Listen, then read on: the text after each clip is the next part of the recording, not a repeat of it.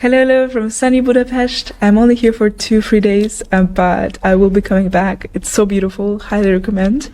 But anyways, today I have a quick food for thought Notion tip for you, and it's about auto-populating templates in Notion. So if you create a new page in a database in Notion, you can kind of either prepare a template that pre-populates when you open the page. So for example, if you're writing SEO articles all the time and you have the same structure, or you have meetings and you have the same structure for the meeting, you can make it so that the template just always comes up instead of the blank page. And I want to kind of share my thoughts about why I think this is not the best idea always to set templates to auto-populate. So sometimes I think it's better to click the button and then the template generates. And what I mean by that is, here's for example a page I just made. If I click into it, so I just created this page.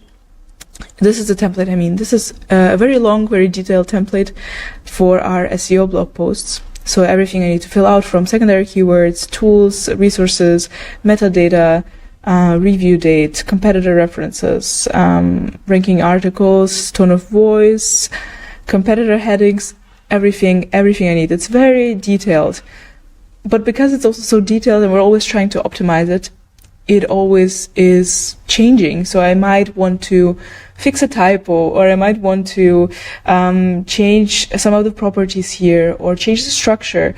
But if I set the template to auto-populate, and then I add a lot of ideas, content ideas for our like SEO board backlog, then all of these ideas will have this template already. So if I change something,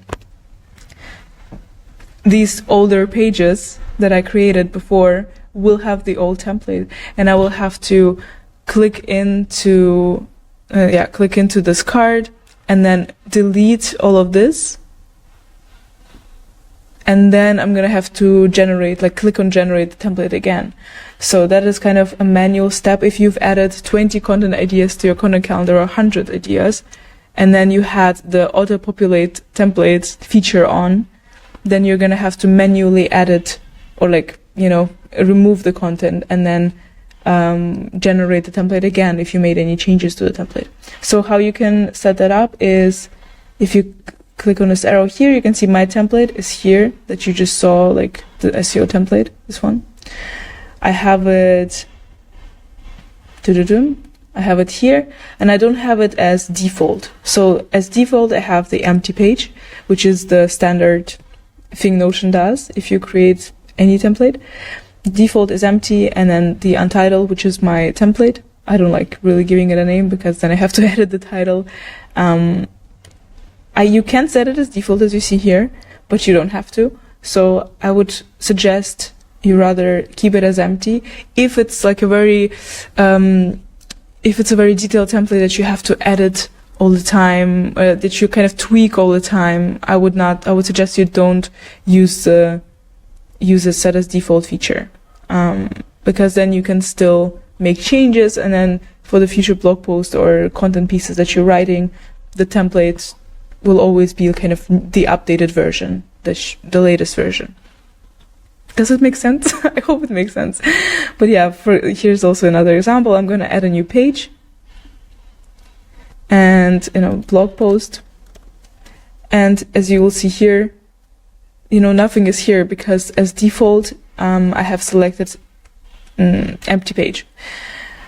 But if I click here, then the template will populate, and it will be the latest version of the template, the latest edit I made.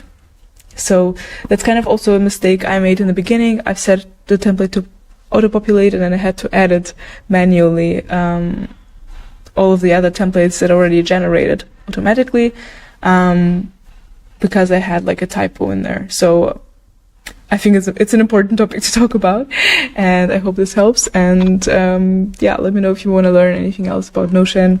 I'm happy to make a video for it. Thank you. Bye.